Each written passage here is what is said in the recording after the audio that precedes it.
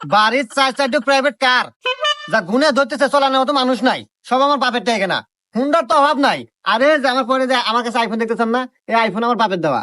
আর বাপের তো আইফোনের অভাব নাই।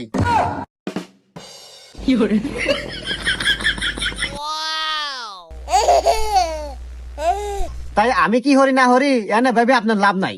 এরকম বউ আমার বাপ 40টা পারলে পারলো। আমার বাপের কোনো কিছুর অভাব নাই। আর বাপের মানে আমার। অত কথা বাদ দে, মেয়েটা দেন নিয়ে যাই। দাঁড়াও বাবাজি, আর বিয়ে সাহেব ও আমি আগেই জানি আজকে বিয়ে হয়ে যাবো, এই জন্যে আগেই কাজে আনিয়া আমি ঘরের মধ্যে বসে রাখছি। তাহলে আমি কাজে ডাক দিই। দাঁড়াও বাবা, সাওয়ালের বাপের সাথে আমার একটু পার্সোনাল কথা আছে।